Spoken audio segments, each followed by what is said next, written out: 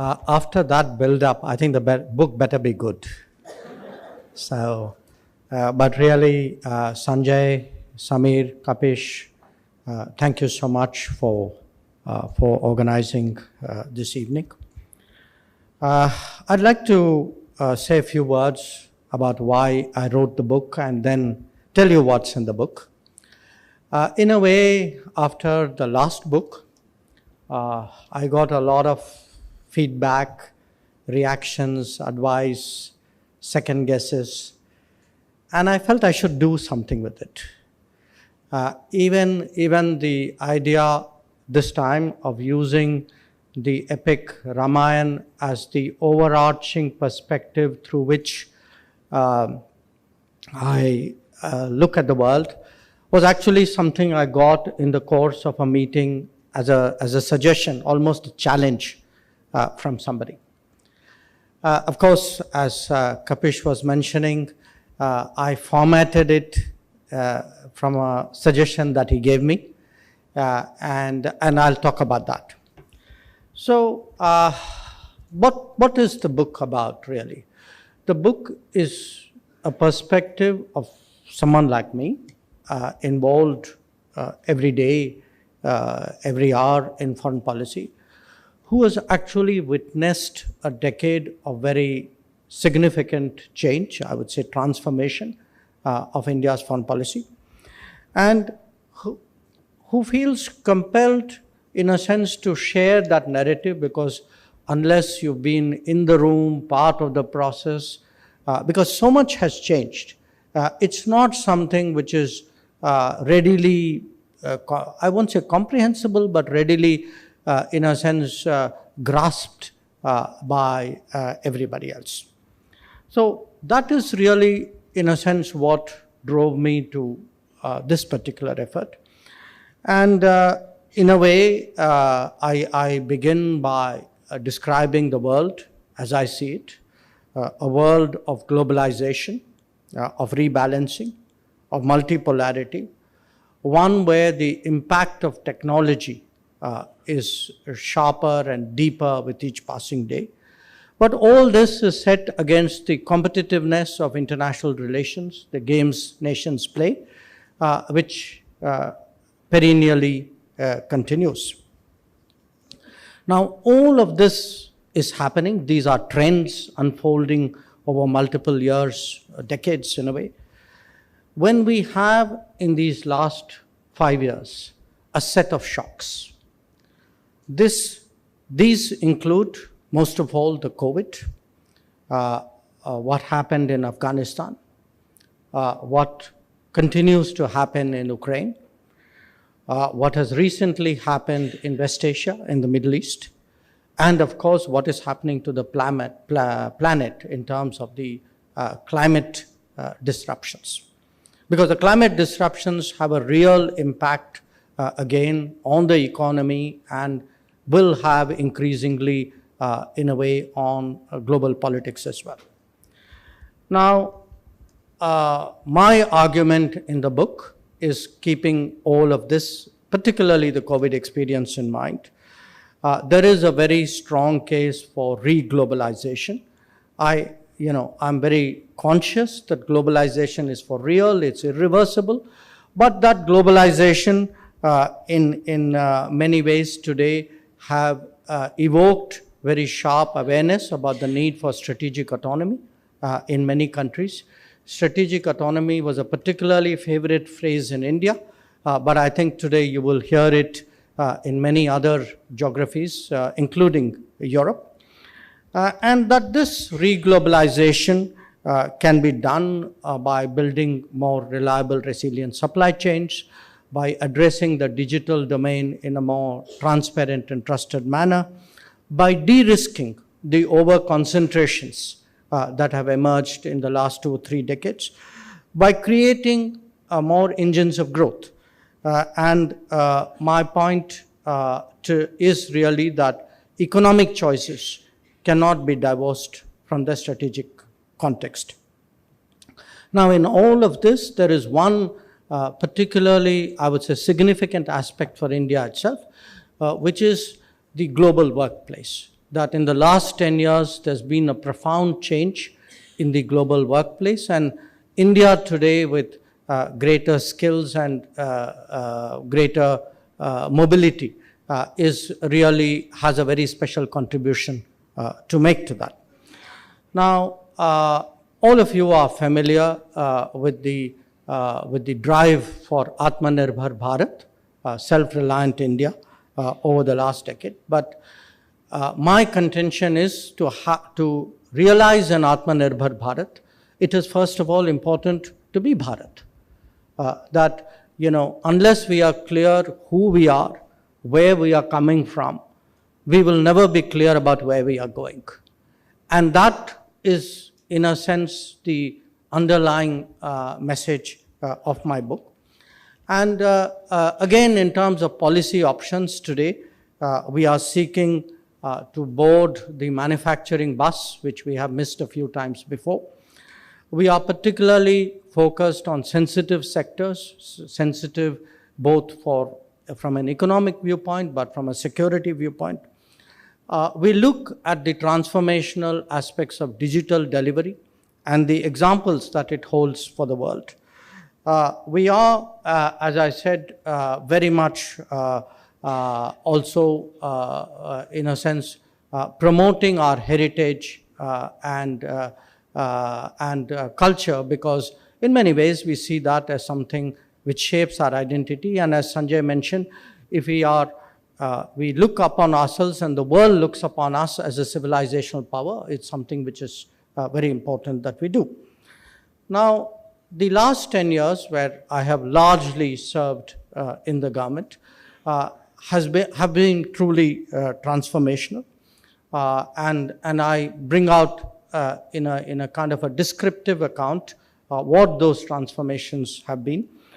There have been, of course, within that transformation, some inflection points, I would say, some particular moments of salience. I would describe the Article 370 decision as one of them. I think what has changed on our borders with China is another. The whole neighborhood. In fact, I tried to explain that there's really a new construct of foreign policy that has come into making.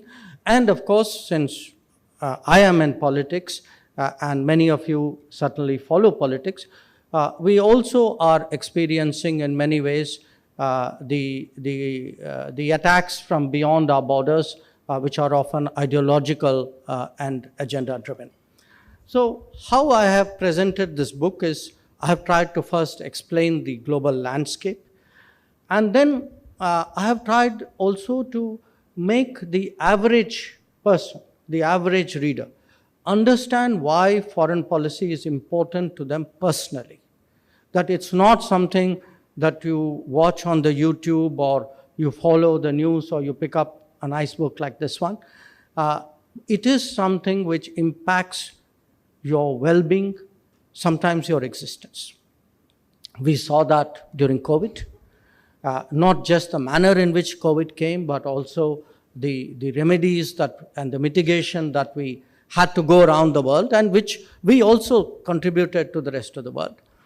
We have seen it in different operations that we've had to do. I mean, if you look at the last 10 years, there's been almost every year a significant operation where India has committed its resources.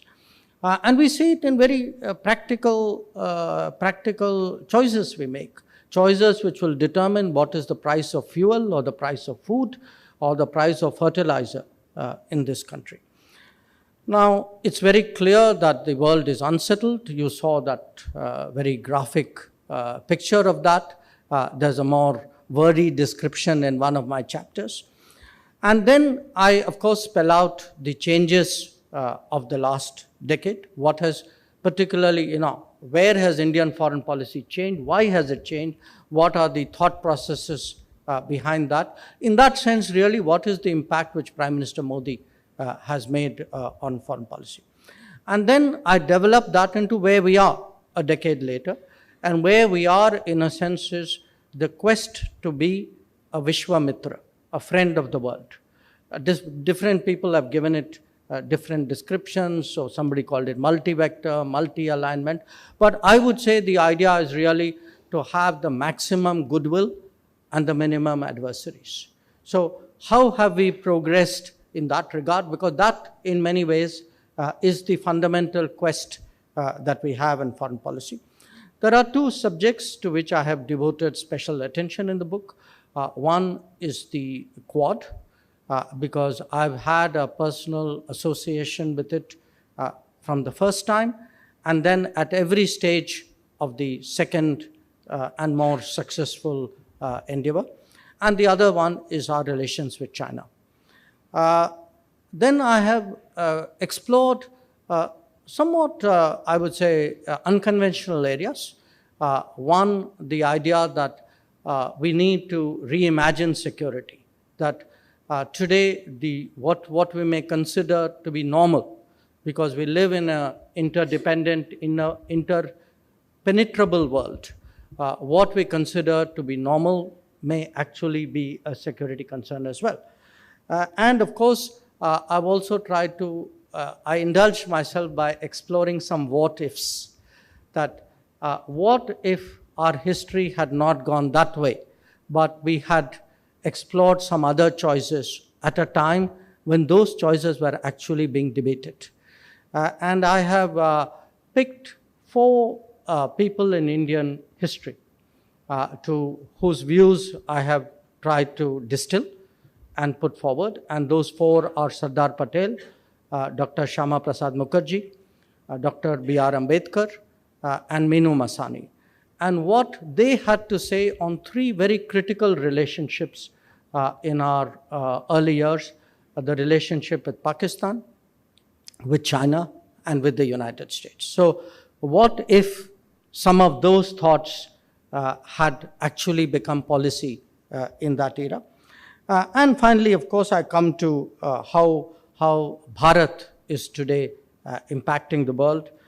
Examples being vaccine Maitri, the fact that we gave vaccines to almost 100 countries, the voice of the global south, the manner in which G20 was conducted, the independent stance we have taken on many geopolitical issues, and in many ways I would say the relevance that we have for other countries, for example, on an issue like digital public infrastructure. Now, I have examined all of this through the lens of an epic. And the reason I picked that epic was, it is actually an epic of an era of high standards, where phrases that we use today, rules-based order, rule of law, these phrases were actually believed and practiced in that era. So it's a conscious attempt to be non-cynical about international relations. Now, I accept that even those with a higher purpose had to understand and practice statecraft, but the message, the subtext of what I was trying to do is to make those who practice statecraft also believe there's a higher purpose. So what I did was, I took the epic Ramayana and really, shall I say, tried to make it contemporary. That if you look today at diplomats, that there are great diplomats in Ramayana. Now everybody knows about Hanuman, but there was another monkey prince called Angad, or his mother Tara. Now each one of them in a way made a diplomatic contribution. Or the idea of a rising power, that how does a rising power deal with an entrenched power? And Ramayana also contains the story of 2 sages, one of whom is entrenched, accepted, and one of whom is trying to prove himself. Or the idea of allies, of reliability. And, in India, we actually use a twin term. We say Ram Lakshman, that's his sibling. It's his half brother, actually. And the idea that, 2 two brothers who are so close. So my point is that every Ram requires a Lakshman, that countries are better served if you have reliable friends and allies who can temper you down when you need to be, who can strengthen you when you are down. The importance of alliance. Or the opposite, the power of suspicion, that a lot of the problems in the Ramayana arise from the suspicion that Ram's stepmother has, and about her son's prospects. The idea of being tested, which again a rising power has to go through, and Ram himself is tested. Or the fact that coalition building, how difficult coalition building has to be. And that is something which Ram does, which is he actually makes an extra effort to bring in this case, for example, Angad, whose father he has just slain. But he has tried to build him into a coalition because he understands why a coalition is important. In fact, even the idea of regime change, that by intervening in a conflict between two monkey kings, Lord Ram actually induces regime change. The fact that countries have recurring threats, or the fact that some countries can actually build up other countries or other powers and sometimes regret it. And in this case, of course, Ram's father gave his wife two boons and never thinking that she would invoke it in the manner in which. So there's a lot out there. I felt the deeper I got into it, I felt actually that we sometimes tend to underestimate inherited wisdom. And certainly when we are thinking of a civilizational power, contemplating a civilizational power in the process of rise, contemplating a very unpredictable world out there, to me, actually, it seemed not that different from how Lord Ram would have looked at his times. So those were some of the thoughts I had, which I have tried to put in a book. I really, again, thank you all for coming here today. And certainly, like the last book, I look forward to your reactions. Thank you very much.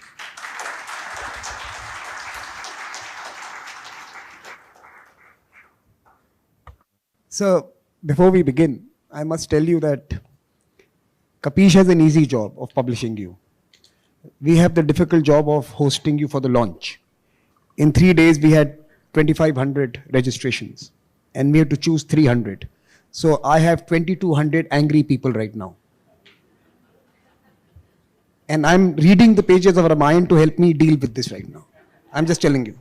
So, but I must also apologize to those who could not join us, and I'm sure we will find ways of engaging all of you in our future activities. What we were able to do is bring together at least 100 students into this room. I think that's important, that foreign policy for you, the chapter that you wrote, which is, I think, something that you want to, you attempt to broad-based discussions on foreign policy with the young people and with people who generally do not engage with these matters. So we made an effort to bring them into this room and they could participate in this discussion. So that's my apologies, and thank you for joining us. I really enjoyed the book. I got an early copy. That's the advantage of hosting the book launch. I had a copy quite early and I was able to read it. And I was reliving the conversations I would have with my grandmother in the kitchen about Ramayana. And it's true, you know, it's an epic that all of us have as children grown up with. And we were sometimes cajoled to behave well based on what was written in the book, sometimes admonished because it was against the principles that were espoused. And this was really something that had never been presented in a manner that deals with contemporary politics. So thank you for doing this. And I think this is important, that we visualize the challenges of today in the grammar of our own histories, rather than in languages that differ. So let me quickly jump into the book, sir, and ask you first a question that, you have actually, you said something very interesting, 2 points. One, you said testing. All powers have to be tested. There are moments when they emerge. With Lord Ram, you could possibly describe the stringing of the bow as one of his moments of arrival. is that moment of stringing of the bow of for India behind us, ahead of us? Are we in that moment? Have we strung the bow? Let me ask you that question. I think my sense is we are at that inflection point. We may be stringing it or just finished stringing it. And I'll tell you why I would say that. I mean, first of all, in the book itself, I have actually said there could be, it's not a single act. You know, there are even Rama was tested multiple times. Okay, I mean, he strung the bow. Then he met an adversary, bested him. So there's a story there. In our case, I think there's a series of steps. If we look back at our own history, some of it is economic, some of it is political. I would say the nuclear exercise of the nuclear option would be one. The reframing of the subcontinent, Bangladesh. But to me, the last 10 years, and especially the last 5 years, because to come through COVID, there's one experience on COVID I would never forget, which is we had this G20 virtual conference, and the head of the World Bank was briefing us about how, what we could expect. And to be fair, I don't remember his exact words, but the bottom line of that briefing was, India is going to be the big problem. That if there is any part of the world which is going to buckle under COVID, it's actually going to be India. Now, when I looked through that COVID experience, and I was very deeply involved in that and watched how we came through it, and today when I look at where we are not, I mean, one part of it is 7.7 growth rate, but look at the rest of the transformation which is taking place. And I would say this especially to the students, we should not and cannot really divorce what is happening at home with our prospects outside. They are very, very deeply interlinked. So I think we have strung the bow or are pretty close to that moment process, yes. The second idea that you, in a sense, evoked in me when you were delivering your remarks on the book was on the Quad, and on perhaps Lord Rama's effort through the epic of building coalitions in some sense, from the Monkey Kings and the Monkey Kingdom to specialists either on architect, on building bridges and creating infrastructure, or even for medical assistance at some point of time. He put together an arsenal of allies, right? Creatures, yes, right? Yes. Now, if you were to replace them, or if they denote countries or power centers, as it were, or knowledge centers, as it were, in Quad, what do those four represent? In some sense, and when you suddenly also start attending the SCO meeting and the BRICS meeting, so what is this coalition building that is happening? That you mentioned Quad, but there is also an SCO, there is also a BRICS, there is also an IPSA. What is this exercise underway in a larger context? In the direct analogy I make to the Quad is in the fact that the four sons of Dashrath, Rama, Bharat, Lakshman and Shatrughan, who in many ways have competitive interests. Rama has been exiled. So there is this gathering in the forest where the two brothers who've gone into exile are meeting the other two who have come from the capital. And Hunter King, who's observing them, actually marvels at the fact that though in a way they are competitive, yet there is something fundamental about them which brings them together. When they meet and sit down, suddenly everything starts to work. That's the Quad analogy that I have brought. But the fact is that, almost every analogy I would urge you not to take literally. Okay. I mean, I'm pointing to them in a way conceptually. I would shift your question really more towards the Vishwamitra direction. And the idea that, look, unless you have a broad, the broader your connections. Now, obviously, all relationships are not going to be the same. There will be countries or people or figures who would be closer because you share interests, you have common way of looking at things. There are other convergences. But that should not lead us necessarily to neglect, or in some way alienate others. So again, I put it to you, I would give you a Ramayana analogy here, which is after having slain Vali, Lord Ram actually makes a special effort to reach out to his son Angad. Yeah. So the idea is why create problems when you don't need to. In fact, if you make an effort, you mitigate or you obviate or you solve a problem. So to me, it's an interesting exercise of diplomacy where you don't start with strong preconceived likes and dislikes. You try to create as broad a sort of landscape for yourself as possible. But within that, there will be priorities. When I was preparing for this conversation, one of your old colleagues from university times, who shall not be named, told me that, and he calls you by your first name, Jay. He says, I think Jay is getting old. No, he's getting soft. He's getting soft. He was a realist, hard-nosed, realpolitik guy. He was the Mahabharata type. And he's now talking about norms and values and he's sounding European. I'm truly delighted that when you use Ramayana, you are taken as a European.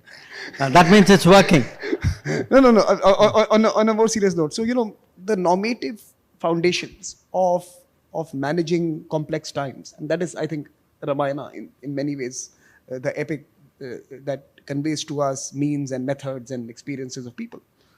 How do you reconcile some of the more clever ways of managing times that Mahabharata may have constructed in its relay versus a more principled approach that Ramayana espouses? I would call one is the treatise of living a higher life and one is on negotiating life. How do these converge? Do they converge or do they need to converge? Let me give you a very practical example which happened twice this year, which is the voice of the Global South. Now, for many countries, they were not even expecting vaccines from us during the COVID year. So, doing good, doing the right thing is actually, even if one looks at it very transactionally, is actually very rewarding. It's a strategic positive. Well, yes, that's one way of putting it. My point is this. I don't think a power like India, that too one which has a civilizational aspect to it, I don't think it suits our interest to be defined in a very, shall I say, utilitarian and transactional manner. And therefore, while I'm not, again, I have pointed out that, there are a lot of statecraft aspects of what Rama does at various points of time, sometimes against the advice of people around him. But these are calls. And he also takes liberties with some of the principles as well. For example, in his intervention, you mentioned the conflict between the brothers. Perhaps. So that's my point. Look, we can look at it this way. Either your SOP is a good one and you have flexibilities and deviations, or your SOP is a fundamentally cynical one and you happen to slip into good moments. Now tell me, which one would you like? I would say reputationally, I would rather have the first. The first. Because when I make deviations, if I'm otherwise a good guy and I make deviations, people will say, look, it's an exceptional situation, that's why they're deviating. Otherwise, they are very, they're very principled people. So I would say principles have a great utility. That's why I like the Europeans. They deviate a lot, but principally they're good people. Yeah. That's my conclusion of this. Sorry. Now, there was an economic message, right through the book. In fact, you start pretty much with the whole conception of being contributors to. the common good, global public goods, in fact, is something that you have highlighted as delivering public goods to people around the world. You've also mentioned about the de-risking and the supply chains and a whole complex range of economic challenges that we all have to engage with today. The Americans call it the Inflation Reduction Act, which is a very nationalist economic version. I think the Europeans are coming out with a carbon border adjustment mechanism under the garb of doing good for the planet. It's also a very strong, robust national policy. Are you suggesting in the book that we are going to see more nationalist, muscular economic policies, or are you, by the in the same writing, you are also talking about an enlargement of partnerships so that we could create trust, transparency, we could create diversification, decentralization? I think the word you've used is decentralization. How does it work together? Muscular national policies of, say, the American variety and the nimble-footedness that perhaps you have argued for in the book. Your first point that doing global good. In fact, Lord Ram does a lot of global good. It's actually his global good which makes him go into forests and defend sages who are, praying from evil forces. So there is a lot to be said for global good. Again, as I said, a rising civilizational power also needs to build its reputation. Now, regarding the economic message, the belief which I have tried to express and articulate in the book is that we actually were not sufficiently sweeping in our reforms in the first 2 decades of reform. That it started as a response to a crisis, but we did not then get into doing other reforms which would build deeper national strengths.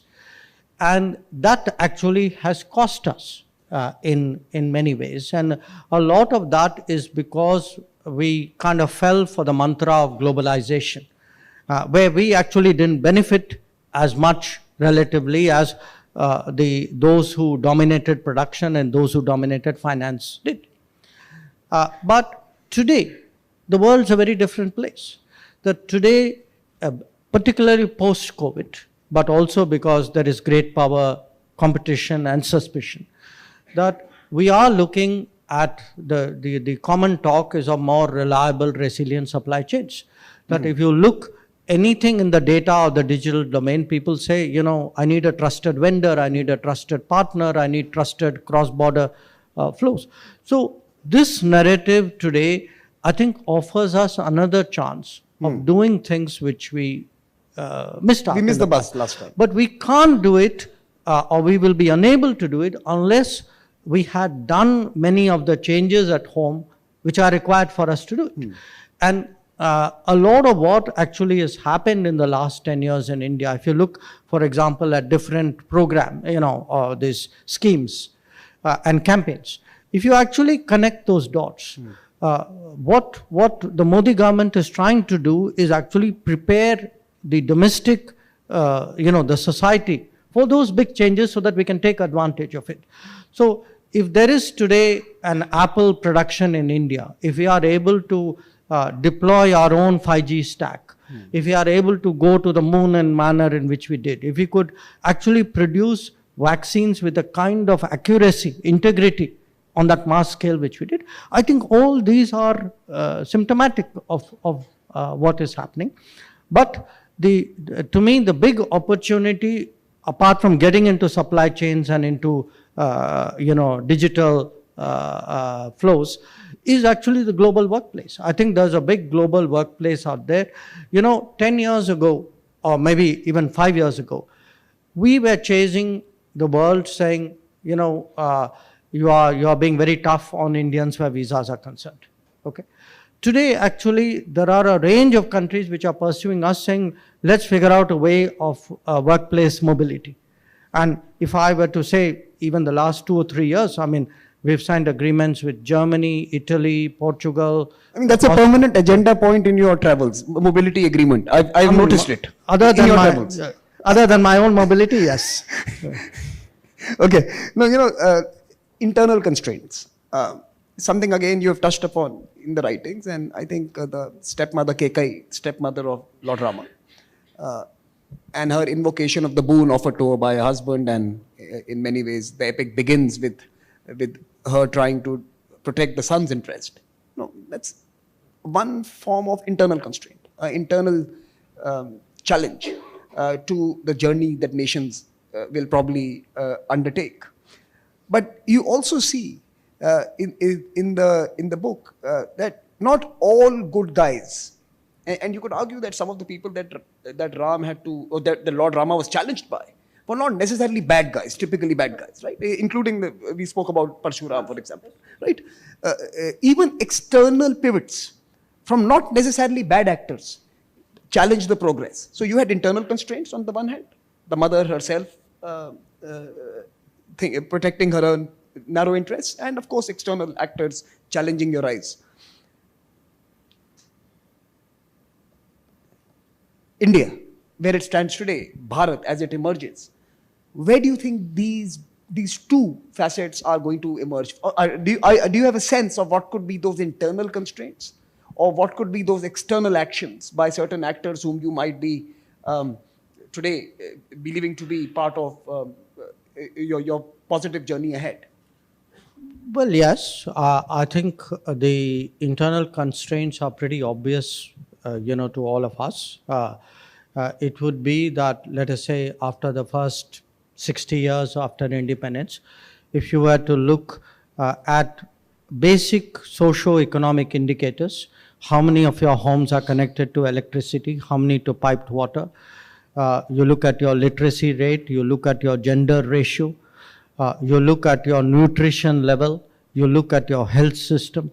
I think it's fairly clear that in a lot of these, we had not done what we could have done, what other countries who had started off at a similar base had done. So a lot of, and that's kind of at a very basic level, but beyond that is really, as I said, these deep strengths. You cannot, today you have, if you want to be a major power, you have to have the technology capabilities of a major power, and you will not have the technology capabilities of major power unless you have a major manufacturing base from which that technology grows. So I would say at different levels we had fallen short, sometimes out of challenges, sometimes out of choices, sometimes out of vested interest, call it what you will. So you have this decade of transformation is not just of foreign policy, smart people coming and changing foreign policy. It has changed because the country has changed. I mean, what has changed within the country today gives many more options and possibilities for us. But there is the willpower and the commitment side as well. I mean, we could, for example, have done some of the operations, the rescue operations, but by committing, say, military forces, you are doing it with a certain message, but you're also doing it with a certain efficiency and a certain resolve. That, I mean, for me, for example, Sudan was a very, very difficult operation because there was actually live fighting going on there. And in fact, you had our aircraft, some of them making truly risky landings. So I think, there's a combination of changing society, building capabilities, looking at the world, setting out your course, and then having the willpower to pursue it. You did not respond to my external constraints. Let me ask you a specific question. As India and Bharat begins to influence its own course and implicates others as well as it rises, would you still receive the same enthusiastic welcome into this new role as we did when we were, let's say, a $1.5 trillion economy struggling to meet our literacy requirements, energy requirements, food requirements? Do you think as we grow in our essence as well as in our economic presence, you're going to face resistance even from unlikely quarters? I would certainly say we receive more respect. Okay. all respect doesn't translate into enthusiasm. Okay. There will be some countries who will respect you but will be uneasy. There will be others who will respect you, genuinely admire you, and say, okay, what you have done today could be me tomorrow, or there are lessons I can learn. So, and there would be those who would say, you're bigger now, you're more influential. By the way, we can have a new deal out here. We can work with each other. So if you take the world in three categories, those who would be uneasy, those who would genuinely admire, feel, and those who would be willing to do more business with you, you can broadly categorize the nations in those three world. categories. Yeah. And I don't want to put you on the spot and ask you a few names and place them in those categories. I won't do that. No. I mean, you are actually the foreign minister. Yeah. So, okay. Thank you for reminding me. Okay, now what ifs? I want to go to one what if, because that's in the book and perhaps you can share it with the audience. What if we had been more Bharat in, say, the period 47 to 62, the first conflict we had with China? What would be different in terms of our strategic relationships today? you mentioned, of course, China itself, but also, say, the Soviet Union or Russia today, and perhaps our presence in the neighborhood, our relationships in the neighborhoods. One what if. I won't ask you all the what ifs. I would say regarding the three countries that I posited, Pakistan, China, US, which were actually three very debated relationships in our early years. I mean, they still are debated. Correct. Even now. I think if we had been more Bharat, we would have had a less rosy view of our relationship with China. That a lot of what in our, especially our first decade, I think, and this is not something which is my fantasy. I mean, there is a kind of a record out there. There's an exchange of, notes, letters between Sardar Patel and Pandit Nehru on China. And they have very starkly differing views about it. Or if one looks at even the whole UN Security Council issue, this is not something which today someone is saying. I mean, this is a letter which Nehru has written to chief ministers saying, first let China take its place in the Security Council.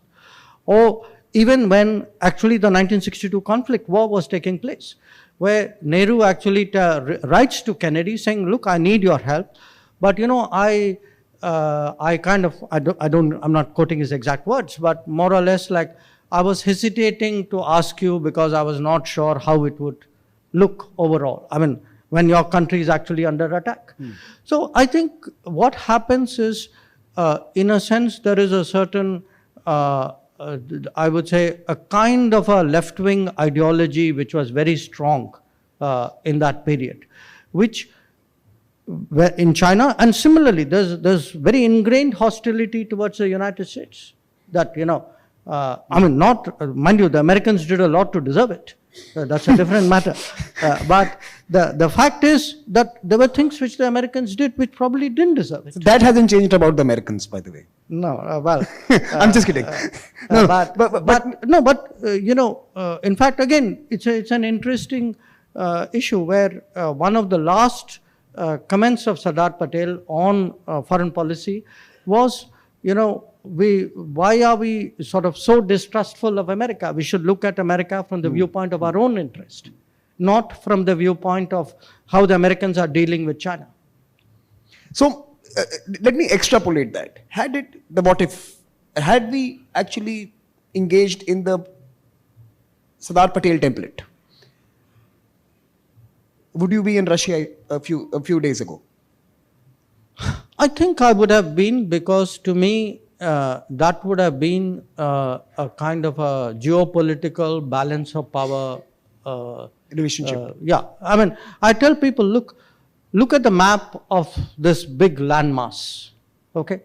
And remember the fundamental, the basic 101 of statecraft, which is your neighbor's neighbor is your friend. I mean, it's a no-brainer. So I would have said, fine, ideology may have got in the way. In fact, it did in the initial years when Stalin was alive. But I would have said, to me, part of the reason why India... So there is no incongruity in having a strong US relationship and a strong Russian partnership like we have today, for example, right? I mean, that would have been the template even at that particular... Part of being Bharat is also to be clear-headed about your own interests and not being swayed by what other, the willingness to, in a sense, you want to look nice in front of other people to a point where it necessarily is not in your own interest. So, as we become more Bharat, or as India is more Bharat, what does a young foreign services officer who joins Ministry of External Affairs today gets as his brief? Or let me just tell you, how is his life going to be different to say your life when we were less Bharat versus her now? Life, because a very large number of them, in fact, today are women. So their life. It's not their life. So, and congratulations on that. I mean, it's really great to see. They are today joining diplomacy at a time when, we are approaching maybe a 4 trillion level, where our influence and presence is becoming global. Because again, that's one of the changes of the last 10 years. That if one looks today at so-called far off from India, you would see, in some form or the other, there's an Indian presence. So our footprint has increased, our weight and influence has increased.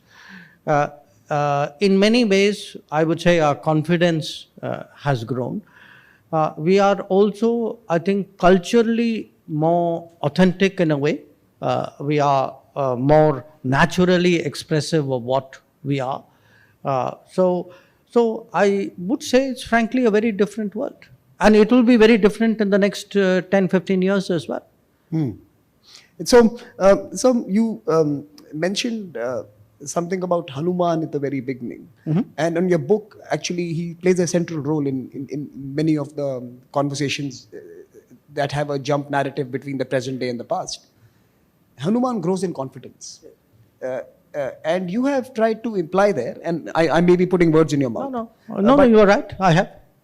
So are you suggesting that something that may seem outrageously ambitious today may seem more normal because we have gone through the process of doing it? And are we going to see India continue to strive to do those bold, hairy, audacious, grand things in the future, because that allows them to become more normal for our conduct? Yes. To those who are not familiar, Hanuman was in a way he was cursed to be forgetful about his own strength from things he had done early in his life. He used to trouble the sages and the people who were doing meditation. He used to trouble them, so he was cursed to forget his own strength. Right? So it is only as he kind of enters divine service and does more and more that he knows the full extent of his capabilities. I think in a way that is what is happening to us. That when we ourselves look at what seemed, impossible or unrealistic just a few years ago, today would seem very natural.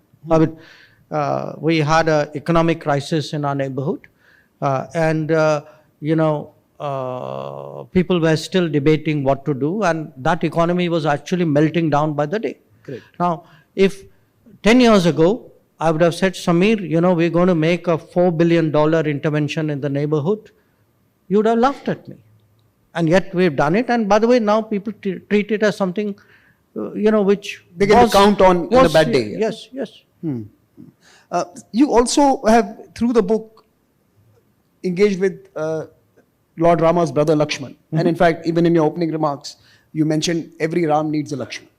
He was the alter ego, he was the moderator, he was sometimes the expression of Ram's anger, he was sometimes the one who soothed frayed nerves. He played multiple roles. Of course, he was a warrior and he won key battles in the 10-day war.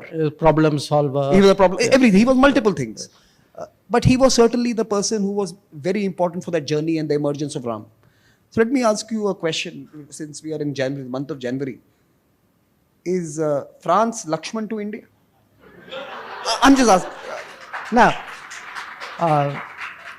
I have a section on France in the book, and I have many references to Lakshman. So you figure that one out. Can't get an answer out of him, I'm telling you. I've been trying to make you say something that is not part of the brief this evening. No, sir, but on just since you're talking about countries, I want to come to Vibhishan. That will be my last question before I turn it to the audience. But on countries, you spoke about the emergence of India and how it is being appreciated by 3 different sets of nations. Emergence of Bharat is something very new. For example, our foreign policy and our international engagements would always be studied through the English school or the Chicago school when it comes to economic statecraft, or different Western prisms, right? Now you are explaining Indian foreign policy through our own lived experiences, our epics and and we have done this over the past few years in your previous book as well, right? How is the world understanding India? Are we relatable? How is the Global South? Global South is a key focus area for us. How is Global South responding to the Bharat? Instead of the India that was part of the solidarity movements of the previous century, we were colonies and we emerged together, Bandung Conference, a non-aligned movement. Now you have a Bharat that emerges. Is there continuity? And how do we make it relatable to these old friends of ours? I'm now giving you a universal proposition. I think if any society is more sharply aware of its traditions, culture and heritage, it will really only evoke more curiosity respect or curiosity from others who are similarly. I mean, if I respect my culture, I will only look better at you if you do your own. So I don't see that as a zero-sum game between India and the world. I think for the rest of the world, if people use metaphors and explanations and dress and language and whatever, and well-being practices, traditional medicine, music, I think it's overall tends to evoke a positive response. And I empirically tested it out during the G20.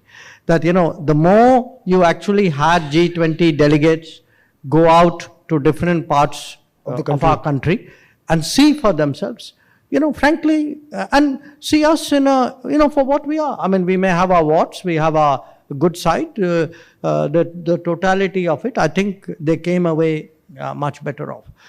Where today the Global South is concerned, there are 2 parts to it. One is the Global South is actually in real distress because we have recovered from COVID. We should not extrapolate it onto other parts of the Global South. There are many societies and countries who have not. They've taken a really, I would say, a generational hit in terms of the impact of the COVID.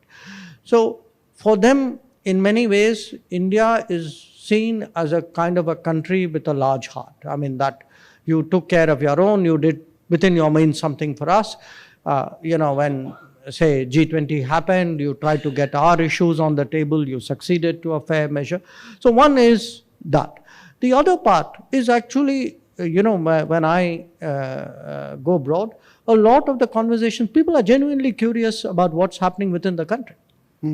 What we have done digitally, what we have done, I would say in terms of space, in terms of telecom.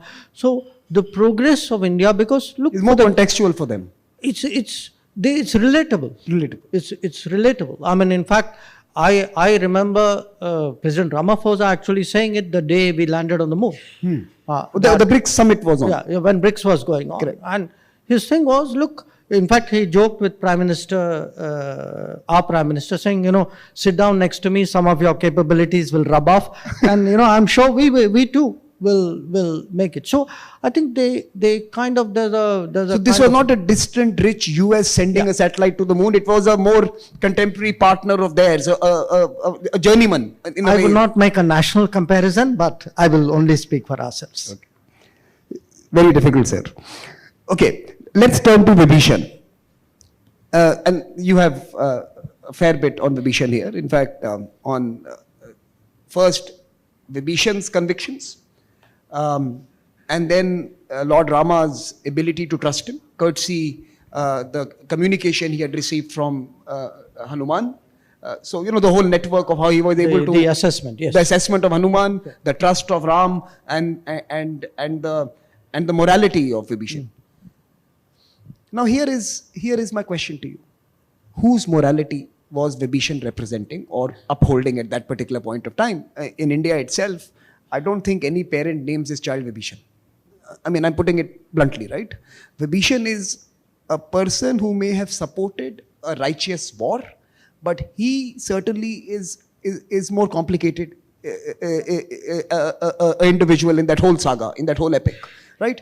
So, in an informationized society like ours, and you've used the word information and narratives multiple times. In fact, I must, as an aside, tell you that I read a piece by Fareed Zakaria recently for Foreign Affairs or one of the publications, where he has actually taken on both Trump and Biden, and Trump more, Biden less, Biden gently, Trump more harshly, less gently, on they are talking down their country, they are pessimists and they are negative on that country. But even he is realizing the power of information and how it is changing the political landscape. So my question to you is, Vibhishan in another role or in another geography could be inimical to countries as well. In this particular epic, he may have served a purpose. But how do you deal with the morality of Vibhishan and the utility of Vibhishan in modern contemporary times? What is it that states need to do to in many ways, engage with these real developments? And actually, it happens all the time. Well, I did not address that issue because it was not relevant for my argument. The way I addressed it from two other facets. One was that Vibhishan, being Ravan's brother, who left him and went over to Lord Ram's side, he was a person who was actually situationally aware, who had a knowledge about many things which many others didn't. So the idea of fighting a knowledge-based war was very important, because were it not for him, at various times, Ram and Lakshman were in serious danger. The other is actually the opposite of what you are saying, which is when he defects, the general body of opinion is actually hostile to him, saying, why are we welcoming somebody who's come over, and maybe he's not a genuine defector, which is where judgment came in, because it is Hanuman's judgment, which obviously Lord Ram has internalized, and he has his own judgment here, which makes him believe that, this man is a true believer. So I presented him more as an occasion for a judgment call, or taking the right judgment, and really representing a factor where knowing the conditions in which you are fighting, knowing the problems which you have, and knowing, in a sense, where to find an answer. These are some of the aspects which he represents. I have stepped aside from that. The morality argument. Yeah. And you have looked at the utility of being empowered through information and through knowledge. Fair enough. Let me turn to the audience now, and I've already alerted a few people that I'm going to turn to them. Let me first turn to Ambassador Krishnamurthy, Ambassador of Indonesia to India. Pulkit, can you bring the mic to Ambassador? Go ahead. Thank you. Such an honor to pose the first question. I'm so envious to Samirji because you have read the book. So I'm so looking forward to read the book. Excellency, Minister, I think in writing a book, although as substantive as your book, the second book, also the first one, I'm curious about your creative process. You are a very busy man. You travels a lot. You go about with your business as minister and also politician. Where and how you get the time to get the inspiration? Is it in the washroom? Is it, you scribble somewhere and then put it in the black box, or record your voice, your own voice? How the creative process was? And if if I can summarize the book, it's actually bridging the past, the present, and future. If we're in a time machine, and you have a very long career as diplomats, anything that you want to change, reverse the time, you delete, or even make it better, if you are in a time machine, what is it? Thank you. It's not so much in the washroom. But seriously, look, what happens is I also, and this is particularly so as a minister, as a politician, I have an opportunity to meet a lot of people, to talk with a lot of people, there's a back and forthing and interaction. So what happens is, when you go around, because I genuinely believe today that given the extent of how connected we have become, physically and otherwise, that it's impossible for people not to have an interest in the world. And I see that validated. I mean, people ask you the most extraordinary things and very surprising things, and sometimes very knowledgeable things. So given this changing world, you have more conversations. Somewhere you feel, okay, these are good ideas now. It starts you thinking. As I said, sometimes you say something, you are challenged, you go back and say, okay, I didn't think of it that way. So there's a dialectic process here. On the time machine, I wouldn't go into a time machine, but that what if chapter, I've called it the roads not taken. What were the roads India did not take? And I'm talking maybe the first decade of our independence. I think that might kind of answer your question. But sir, do you know that you are kind of a internet cult figure now? You know that, right? Like you have glasses, those glasses with those blazing eyes, and there are emojis of yours. No, you can ask the students. It's not. They keep sending me emojis of yours. In fact, today they sent me. There is a theory that Dr. Jaishankar's day is much longer than 24 hours because he always travels towards the west and comes through that route back to India. So he can get very long days. So is that when you... It's not untrue. It's not untrue. Okay. Let me now turn to the second intervention from the audience, Ambassador of Norway, Ms. May Ellen Stena. Thank you very much, Samir, and Happy New Year, Minister. What a great way to start this new year, which will be my first full year as a Norwegian ambassador to India. And I also must say, Bharat certainly matters to Norway. When you think of countries being different, you can maybe not think of two more different countries than Norway and India. You are big, we are small. We are up in the north, we are very cold, you are hot, talking about the climate. So there would be... Thank you. There are a lot of differences, but certainly we have also a few things in common. And I would say also on the basis of what you said, Minister, we both are countries who would like to be bridge builders, and you said or you had those set of shocks you talked about in your first interventions. And in this world, you know, how are you concretely thinking about India being a mediator, India being a facilitator in bridging the world together and bridging the quite polarized world that we are in together? And firstly, a question about India's role here, but also how can you work with small countries like Norway and other countries around here? You know, I somewhere in the book make this point, because that refers to your last remark, that today we have reached a situation where there is no country in the world that does not matter to us.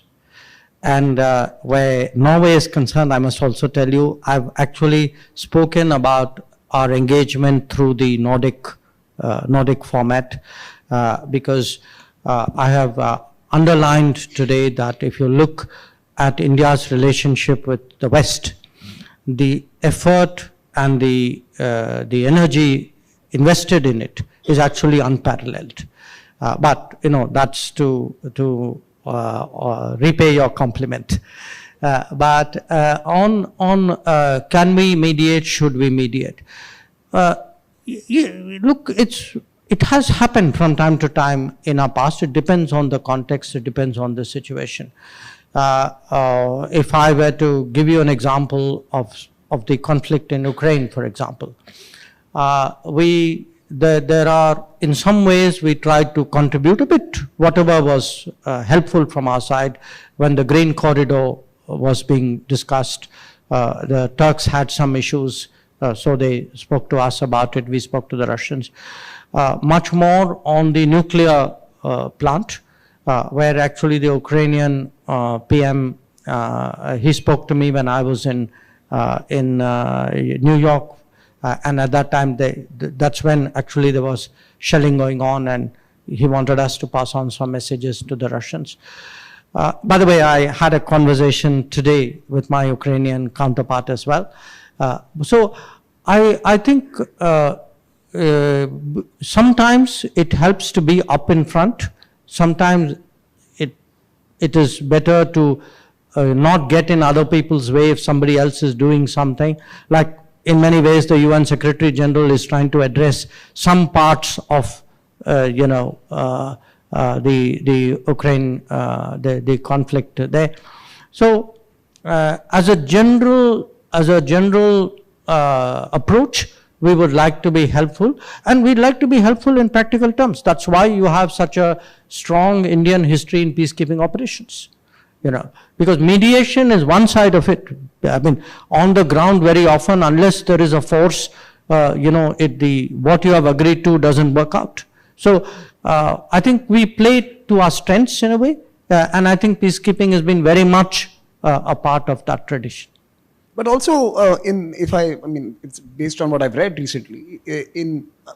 First, someone from your service, who shall not be named, said to me, no matter who fights in the world, we have to evacuate people. Because we are everywhere now. We have such a large constituency. So we have to now focus on building those capabilities. But I was also told by the same person that if you look at the countries that have benefited from the presence of our capabilities to evacuate from crisis zones, they run into 50 and 60 countries who have actually hitched a ride. And of course, we have also been beneficiaries of other capabilities. But is this something that we are focusing on?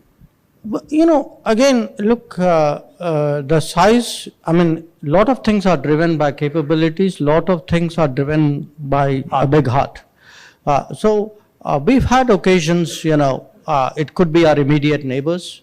I think Operation Ajay in Israel, I think there were some citizens of Nepal who came back. In the case of Operation Ganga in Ukraine, many more. I remember when there was an earthquake in Nepal many years ago, there were a lot of Spanish tourists who were trapped there. So I think if the general demeanor is, be good with the world, do what you can, build bridges, make friends. So I have a chapter which is called Making Friends, Influencing People. It's not an original title, but I think it will give you a sense of what it is that Indian foreign policy is trying to do. Can I request the mic to come to Ambassador Sujan Chenoy, please? Congratulations, sir, on the launch of your splendid book. Clearly, the G20 presidency of India was a big success. The Delhi Declaration was adopted by consensus, and India also managed to put the developmental agenda center stage. How much of this would you attribute to Bharat tapping its ancient strategic wisdom and engaging the world, including potential Ravans, on new terms? Okay,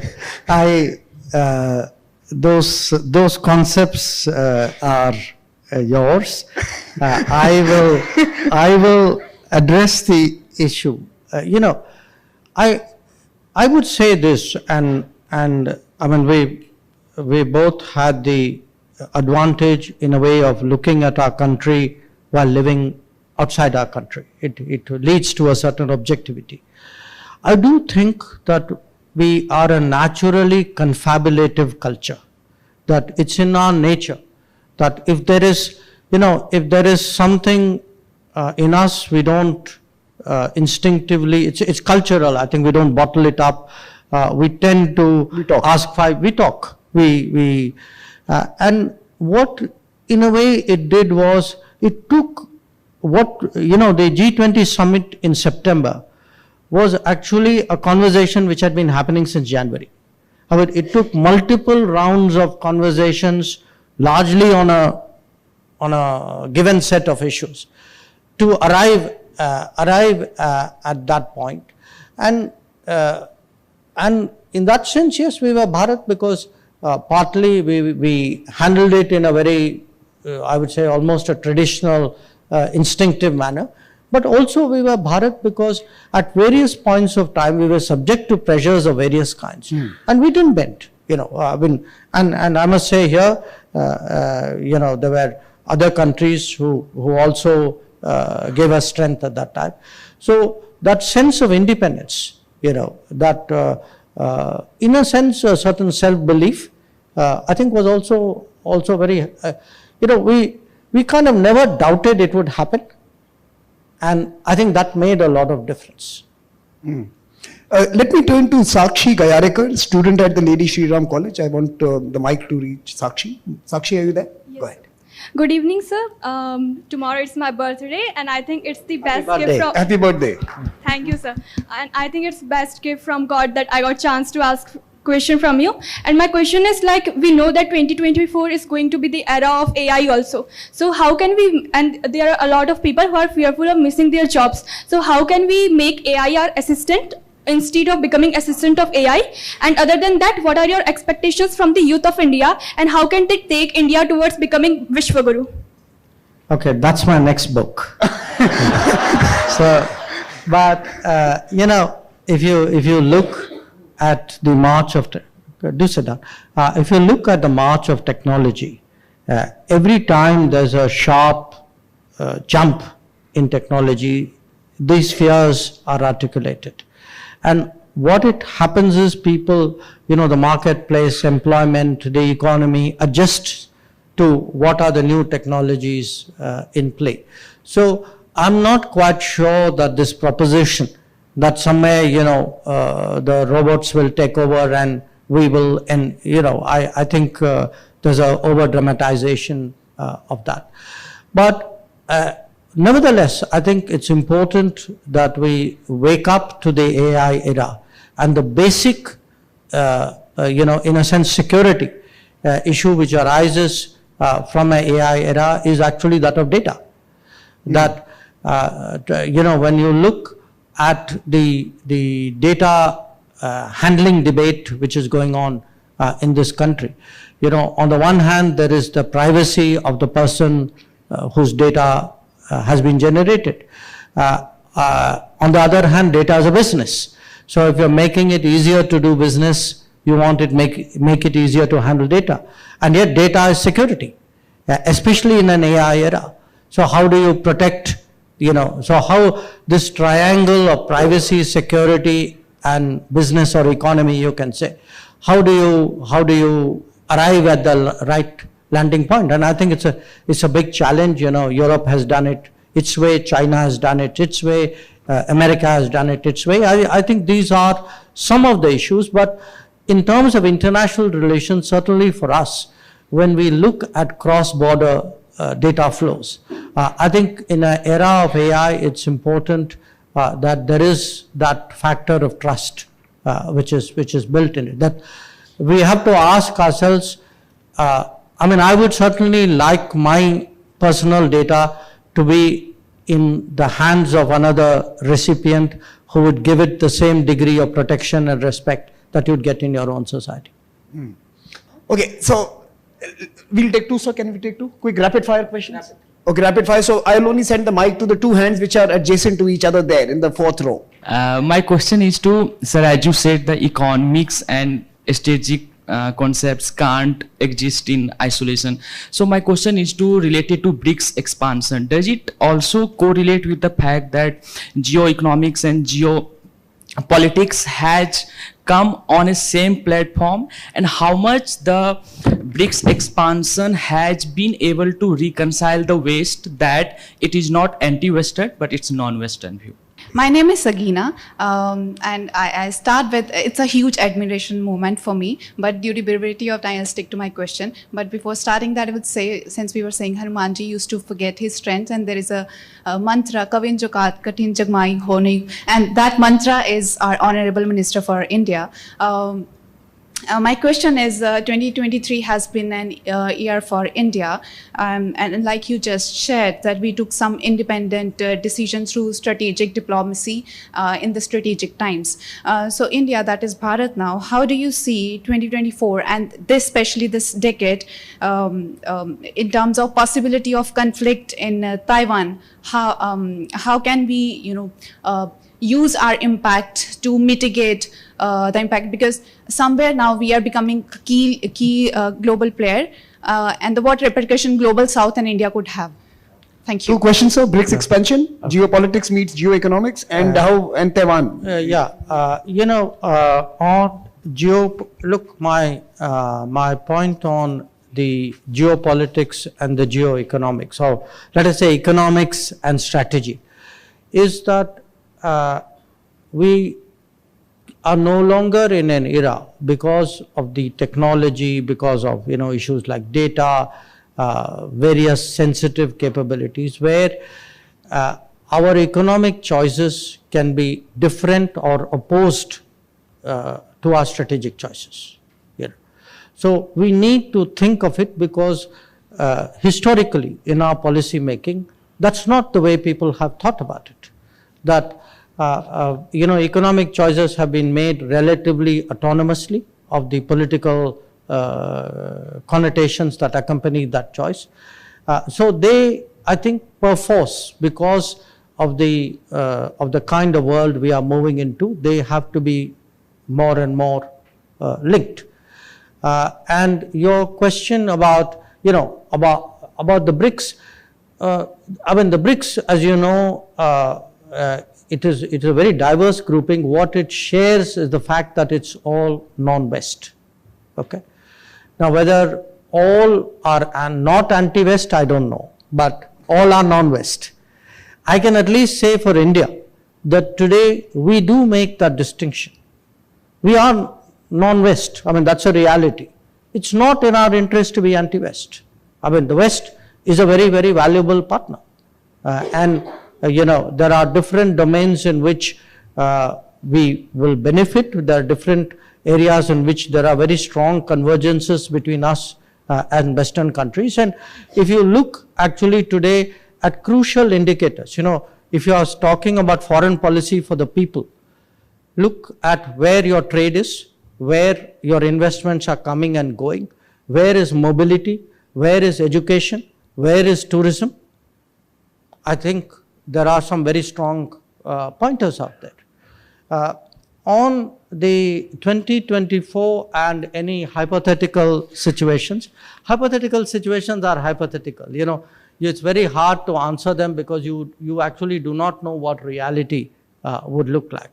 But I do think that 2024 will continue to be turbulent, that many of the same factors which drove 2023 would remain very much in play.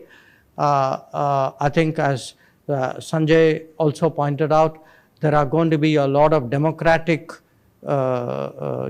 events happening. In other countries, there could even be transitions. So I think all of that would feed into how we would look at it. But today, where we are positioned politically, where we are positioned economically, when you look at a lot of the societal changes and the capabilities that have grown, I would say, at the end of this conversation, I'm closer to saying we have strung the bow than perhaps I was being a bit bashful at the beginning. But I do think we have reached that point where we can really look at 2024, despite being a very turbulent year, with a fair deal of confidence. Sir, if you'll permit me, one more question.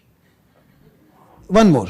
Okay. Can I ask the Ambassador of Morocco to pose the question? He's been trying to get my attention, and I've been trying to ignore him, but I can't. He's sitting right in front of me. Go ahead, sir. Good evening. Thank you, Samir. Congratulations, Excellency, for the second book. I am sure that I will enjoy the second as I enjoyed the first one. I'll start from the title, Why Bharat Matters. It denotes a kind of pride of belonging. And it's very important. When we say the pride of belonging, means that there is something becoming from India big. In the sense that we feel that it's becoming big and also global player. In the geopolitical transformation that are happening, I'm sure that there is the ambition to lead in a certain way, either in be at the spearhead of many countries or ideas or technology, whatever. In the case of India becoming a model, which I hope it will become a model, and then with the global South discussions and also voice that is becoming more apparent, my question would be, if you are a model, what would you advise the countries to follow? And what would you advise them not to follow, which India has done? Thank you so much. Well, obviously, if I were to become a model, I would advise people to follow the model and not follow other models. But more seriously, I would put it more in terms of what have we managed to do, which makes sense, or which is in the need, which is in demand in the rest of the world. And if we have done something, as I said, space, digital, health, I can give you innumerable examples. And again, I'm not suggesting it would apply in every domain. There'd be domains where, frankly, we'd be looking at a large part of foreign policy, and I've spelt it out at length, is when we travel out, we also go looking out for best practices. We look at, people who have faster trains, who have maybe better airports, or who have some, infrastructure which is impressive. So a lot of the world is going to be interactive in that way, but I certainly believe that especially the digital domain is a domain where we can be an exemplar, that we can do things with an efficiency, on a scale, at a cost, with an impact, which probably nobody else can match. And I think that is something, if I look at the next 10 years and say which domain would we be most impactful, I would, with a fair degree of confidence, predict that it would be in the digital domain. I think that's a good note to end this conversation, and I'm sorry, I cannot take more questions. We are seriously 30 minutes over time. I promised to leave the minister by 8 p.m. And genuinely, we do adhere to time. It's an urban legend or urban myth that we are late and not punctual. 30 minutes is not being late, okay? So let me thank you all for participating. Let me thank the publisher for bringing this blockbuster out. You probably have time between now and when he sits in his car to sign the next book that he has promised he's going to be writing to the young person. Kapish, you can do that. Let me thank everyone else who has contributed to this evening, including the team at ORF, who put this together in a short time over New Year's, and of course to the young students who have braved the Delhi cold and joined us this evening. But most of all, let me thank the Foreign Minister for his service to India, for his service to Bharat, and for inspiring all of us to engage with matters that should include everyone on the street. So thank you very much, sir.